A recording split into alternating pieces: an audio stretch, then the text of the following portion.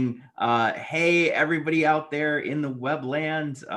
Welcome back to Capital Connection. I'm Conan Smith. I am the president and CEO of the Michigan Environmental Council. And this is our regular webinar series on environmental issues where we get to talk about people, the land, our health, everything that has to do with making Michigan a really incredible place. And today, we're going to talk about a super complex topic. It seems a little bit esoteric, gravel mining in Michigan, but in fact, it is a big deal, especially given the amount of funding that is going to flow into infrastructure over the next couple of years. We have a governor who has declared a strong need for rebuilding our roads, which I think we all think is probably a reasonable priority.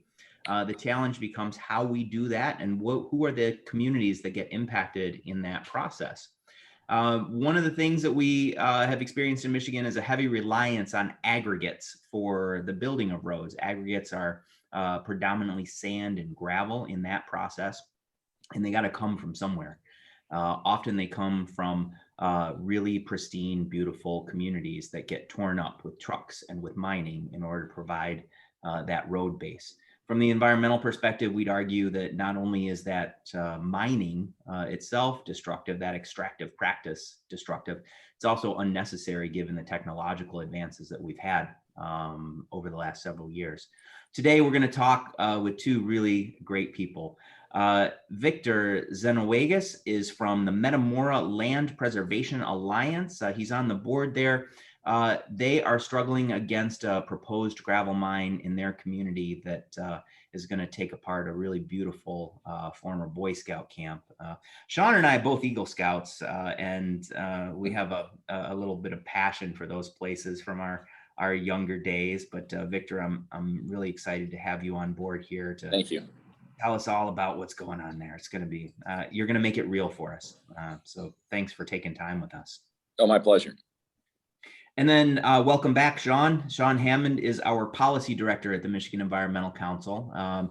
He guides us in strategy down at the legislature and has predominant responsibility for our natural resources policy work, in which the aggregate mining process is part of that. Sean, thanks again for taking a half hour out of your day to be with us again. Glad to do these. So let's get a little bit into the heart of this matter. Victor, with this frame that what we're talking about is the mining of gravel, can you tell us about the Metamora community? Just like, tell us about the beauty of that place and what's really at risk. So there's a Boy Scout. Metamora is a rural community, and it's north of Detroit, east of Flint, and it's rolling hills, large tracts of farmland. It's a big equestrian area. The village, it's a one stoplight village on the National Historic and State Historic Register. It's country, and it's been this way for 150 years. And there's one road through Metamora, Dryden Road, and that's it. So there's a Boy Scout ranch, about 1,400 acres, half of which is being proposed as a gravel mine, and it's in one form or the other. It's been attempted to mine that property since 1982. Our rep Gary Howell served on the town as the township attorney in 1982 and fought it. The rezone for it. So there's gravel on the Boy Scout ranch. They've been trying to monetize it for 30 years, and it just the scale of what they're proposing is 700 acres of mining, 30 million tons, 300 trucks a day through a small one stoplight village, historic village, and it's incompatible with the area out here. It's from the haul route to the usage of the land. And then here's the lucky strike extra. There is right adjacent to the Boy Scout property is an active EPA Superfund site that has been leaking 1,4-dioxane and now PFAS. into probably about 20 neighboring homes that have had their wells condemned by the EPA. And so the proposed gravel mine by the Boy Scouts and American Aggregates would mine right on top of that, the plume that is leaking from that Superfund site. So you throw in, it's an incompatible land use. The property zoned recreation, and that was done at the Boy Scouts request. So it would take a rezone, a re-rezone, if you will. There's toxic plumed 1,4-dioxane that has condemned wells. It doesn't allow any building in the area. And then you're going to run 300 trucks a day through an historic village. It would just devastate this community. And it's just, our rep Gary Howell said that when he's been a township supervisor for a number of townships, and he said he did the math, and he said he came across 47 gravel permit rezone requests in his career, and 46 of them he approved. There was only one that he never approved, and that was the one out here in Metamora Township. He said it's just not the place for a gravel pit. And we're not anti-gravel. We've got 4 active gravel pits. I drive by one every day, and there's gravel trucks every day. We can coexist with gravel, just not this pit. And it's been a fight. The community's mobilized, and we're engaged, and we're going to stop it. I think that's a really important point to make, that there are places where these extractive uses are much more reasonable, and other places where they will cause damage that is irreparable. And we need a rubric for making those decisions. And I've spent some time out west, and I was in Montana this last summer, and there was a big issue about gold mining just north of Yellowstone. And surprisingly, and it's a great model for us, but Republicans and Democrats at a federal level came together, and they banned gold mining just north of Yellowstone. And Senator Tester said, Montana's obviously not anti-mining, but there's just places where mines don't belong. And this is one of them. And so to me, the crux of the issue is there needs to be an ability, a mechanism for someone, some entity to decide when there's competing land uses, and they can be legitimately competing land uses, who makes the decision on which land use gets granted. And historically, Michigan has said that the decision is decided. It's decided by zoning, and zoning ultimately is determined by a community. So historically, Michigan has said communities will decide if this land use is appropriate or that land use is more appropriate. And so to me, that it's worked in Michigan since the Zoning Enabling Act of whenever 1929. Right. And I mean, it's been in place, it's been codified, it's tried, tested, it works, and communities support it. It's a bedrock of what we believe and how we govern in Michigan. And so now here comes Senate Bill 431 and says, well, we don't need that anymore. Let's just let the gravel pits decide where they want to go. And that's just not right. Sean, we're in a pretty interesting moment, and I'm hoping you can provide our listeners with a little of the policy and political context. We do need to rebuild a bunch of roads around the state, and there was a call from the aggregate industry to expand gravel mining in order to accommodate that need. Interestingly, the initial findings about that need were debunked recently by the Michigan Transportation Commission. And now we're rethinking how we do that. Can you provide some context for folks about this political moment and how we hope to address it? Yeah, absolutely. And you kind of already hit it on the head there, that this has been of course, the Fix the Damn Roads was the slogan that won in 2018, right? So we're looking at a governor who's super interested in rebuilding our crumbling infrastructure. And now we have a president who's also trying to get trillions of dollars into the state's infrastructure. So we need this product to build roads at this point. There are alternatives. MDOT has so far not gone very far down the road of looking at those alternatives very hard, which we are also working on, recycled aggregate and other alternatives to sand and gravel being mined out. But we do need this product created. At the same time, we are seeing this increasing conflict that is coming to a head, really.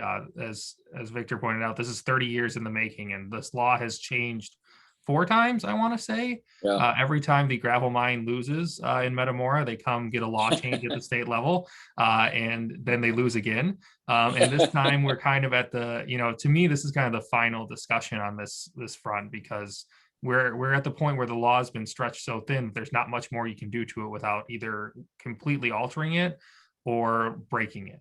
And that's good. Yeah. And that's where we are today. And what we have in the legislature is kind of now we have 2 separate bills that are in the same committee in the House. One is one that puts some constraints on local governments through the Zoning Enabling Act in terms of timing and how long they have to respond to things, and some default mechanisms in it. And then there's another bill that takes away, as written right now, takes away all local government control and puts permitting in Eagle. And there's, from our perspective, there's good arguments to be made on both angles there. From the environmental standpoint, is there a need for a statewide environmental standard? Possibly. We haven't had a huge problem with many of these mines yet, because townships have so far caught the bad ones. But that's not, we know that that's not guaranteed going forward. At the same time, there's no reason to take away all local control, because they know best things like hours of operation and haul routes and how a community is meant to be built. Eagle doesn't know what your master plan is. Eagle doesn't know where people live in your town. They just see maps, and they can go on tour, but they don't know that feel. Right. So it's that competing interest piece that is currently happening in Lansing. And so we've got bills proposed again, trying to get moved, that would not just in this case affect the Metamora project, but really would impact the way that this aggregate processing industry is managed and regulated across the entirety of the state. One of the original proposals was that there should be no regulation, if I recall. Right. That's correct. Yeah. That was last year's version of 431.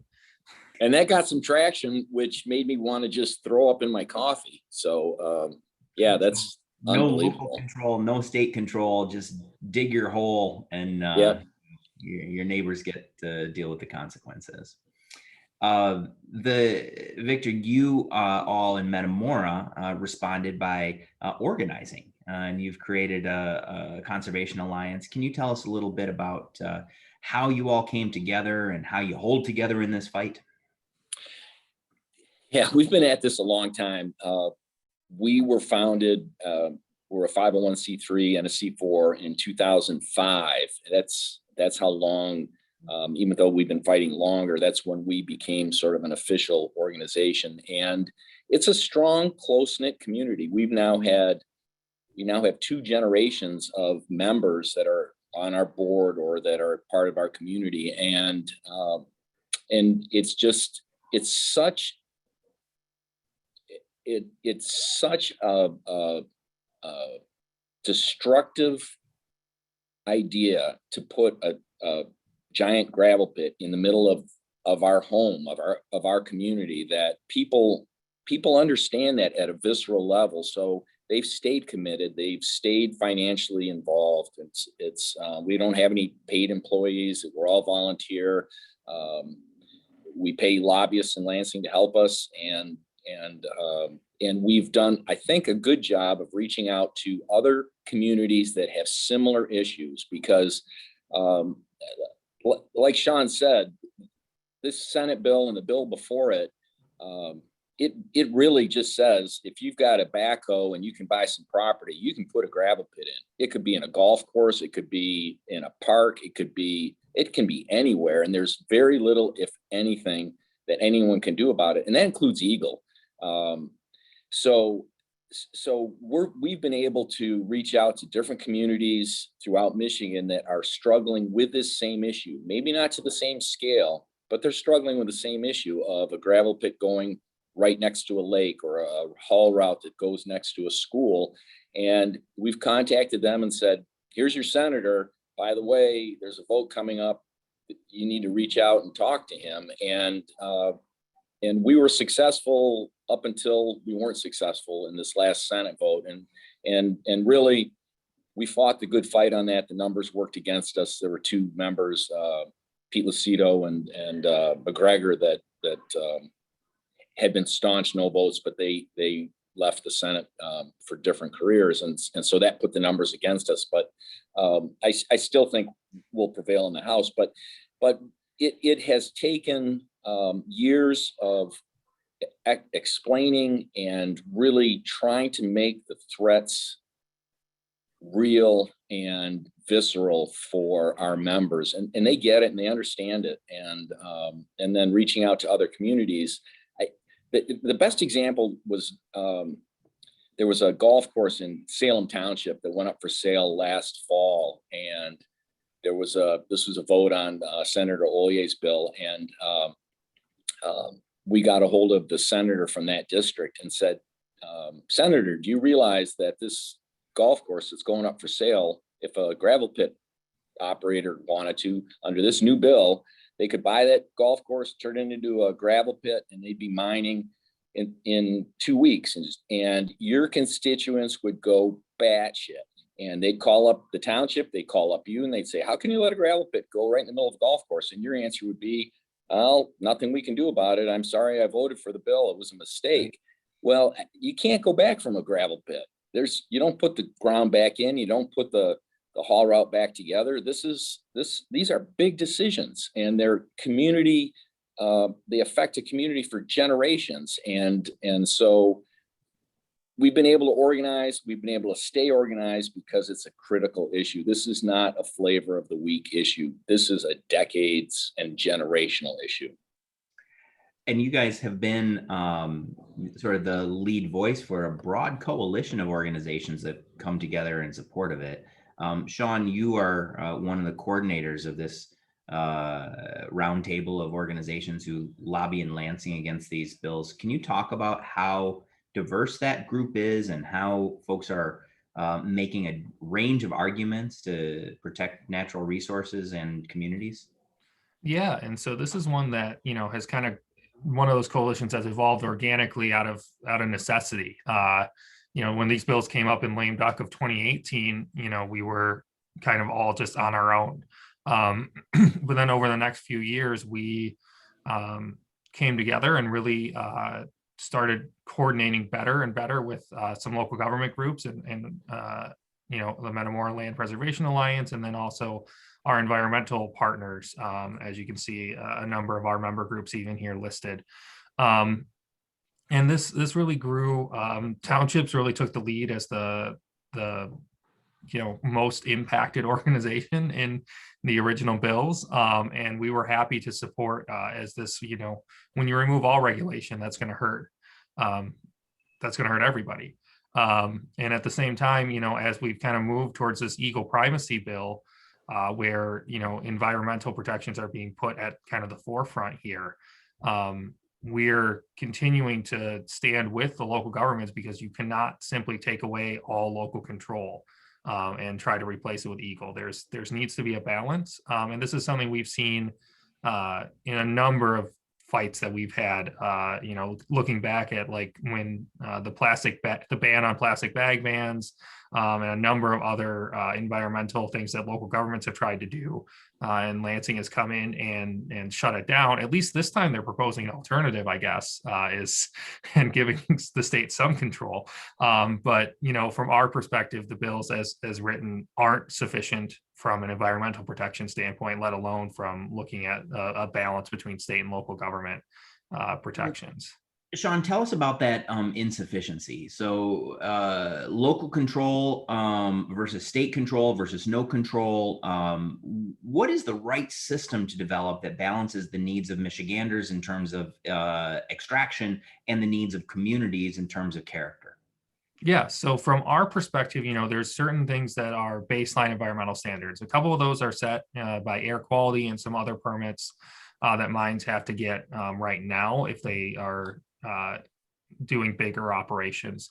But there's fugitive dust emissions, silica emissions, which are slightly handled by Eagle right now. And then there's also reclamation standards and berming and site and setbacks and how close can you be to people, and then that and impact them from a environmental standpoint. Are you looking at the right data set even? Are you pulling tests on the water? So like right, the way the bill is written initially, and I think even till today, there's no way that they would catch that something's next to a Superfund site because they don't have to collect that data. So you need the right inputs going in for Eagle to be able to make even close to the right decision coming out. And at the same time, this bill allows the state government to override things like hours of operation and haul routes. So if a gravel mine wanted to work from midnight till 10 p.m., they could do it. Nothing could stop them. No local government could stop them from loading train cars overnight. And that's regardless of where they're at in your community. Same with haul routes. It designates that the mine defines what the haul route is. That, and they want to, of course, lower the cost of their product so that they can make more profit by moving it, quicker. That might take them through downtown, and that, as we know, has disproportionate environmental impacts for people. Not only is it a nuisance, but you also have the risks to pedestrians and non-motorized users from these big trucks going down the road, as well as the exhaust, the big diesel exhaust coming through. When you have tens, hundreds of trucks a day, that's a lot in the air. So, even though you might be saving some carbon pollution by cutting off a couple miles, you're putting more and more people's health at risk by exposing them to diesel fumes. So there is certain things that need to be defined by the local level, because they know where people live, they know where people operate, and they know that their community doesn't want people loading up a gravel truck at 6 a.m. on a Saturday.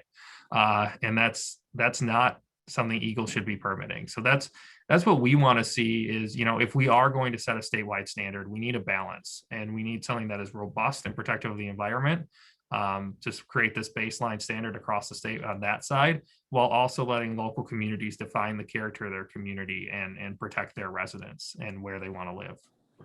Victor, you all have done legal interventions, you've done lobbying, you've done political interventions. What are the arguments and tactics that you feel like have been most successful in winning the hearts and minds of decision makers?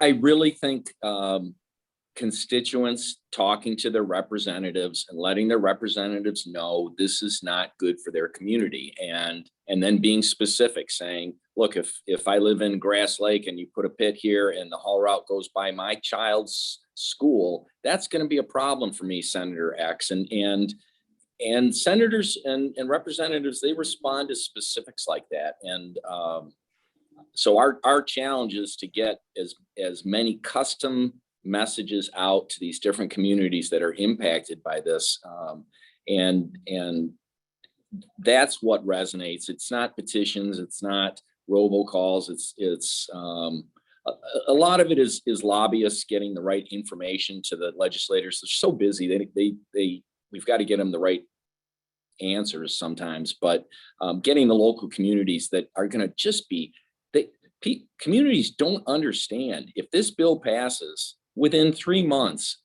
gravel pits are going to start buying property, and they're going to either start digging.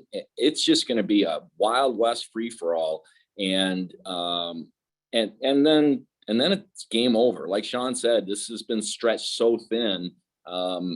This bill passes as it is, and we're screwed. And interestingly, and I know we're probably getting tight on time, but Senator McBroom, who's on the Transportation Committee, when he was talking to Eagle representatives, he said to them, look, what's your mission? And Eagle said environmental protection and whatever their mission is. And McBroom said, and he's a smart cat, and he said, well, I don't see haul routes on there. I don't see zoning on there. I don't see community impact. I don't see all sorts of things that gravel pits affect. So you're going to have to change your mission to protection of the environment and haul routes and et cetera, et cetera. He said, I've got a long way to go to support this sort of approach. And in the end, he didn't vote for the bill. So it's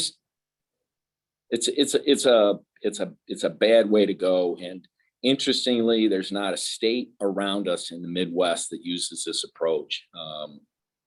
I don't know that there's a state in the country that uses this approach. So there's better ways to go. This isn't it. Yeah, a couple of our listeners have posted about alternative models around the country that Michigan could be leaning into. And I want you all out there to know that the policy team does do that kind of assessment, takes the best practices from around the country when we're making the arguments at the Capitol about the way that Michigan could do it. We do have in our legislature a tendency to be bullheaded, that we know the right way, but there's also pretty compelling arguments to be made about the lessons learned in other communities. Victor, sorry, go ahead, Sean. Yeah, and just quickly, one of the reasons that it's hard to look at other models on this particular front is other states are so far ahead of us on mapping their aggregate. Yeah. So I've seen a mention of Minnesota in the comments. They know where every last bit of their aggregate is, so they can easily work around and design around it. There's a couple, it's proprietary information in Michigan right now. The state has no idea where it is. Local communities have no idea where it is. And so it does make looking at and comparing to how some of these other states are so effective. They do have effective laws, but there's that little twist of they actually know where stuff is and can manage around it. That's not the exact, that's not a reason to dismiss it, certainly, but it's one of those reasons that's really hard to compare sometimes how effective something is. And that's one of the key factors for MEC as an advocacy organization is we want our policy to be driven by science and information. For example, we're really pleased to see announcement yesterday that ARP funding might be going towards mapping watersheds. We need similar kinds of investment in mapping other natural resources so that we can get excellent management practices in place. Victor, I want to shout out to you too that throughout the comments in the chats, I see a large range of supporters who would love to join the cause. Can you and Sean, you guys both tell folks how they can get involved in this advocacy effort and help with the state level fight that we're engaged in right now? So from the MLPA perspective, if you go on mlpa.org, you'll see a way to contact us, and we are also working with our PR group to set up basically an online petition that will allow us to gather names and then contact people when a vote is coming up and give you information. So if you go on metamora.org or mlpa.org, we can get a hold of you and get you the information. And we're happy to do that. And we touch a lot of people, and the more we can, the better. Sean, how about from our side? Yeah, and from our side, number one, you can call your representative and let them know your thoughts on this issue, particularly if they serve on the local government committee, as they're the ones who are tasked with taking the first shot at this bill. Secondly, feel free to contact myself or any of our member groups or partners that have websites. So you see my information there, but looking at, like our member groups like League of Conservation Voters and Clean Water Action, they also are in this and are keeping people up to date as well. So, I know probably a number of people on this call are members of one of these environmental orgs. So keep an eye on your email for that. Or again, feel free to reach out to me and we'll get you in touch through the MEC database as well. Our social media channels will be posting stuff. So I know we got a lot of questions and comments that we didn't get to today. Please know that you'll receive a follow-up email from our team at MEC with a link to this show, which we hope you'll share to help educate people. And we'll answer all those questions that you posted here in the chat and in the Q&A that we weren't able to get to. Victor, Sean, thanks for taking a half hour. Thank you. Capital Connection. Thank you. All right, everyone. Thank you very much. See you next time around. All right. Bye.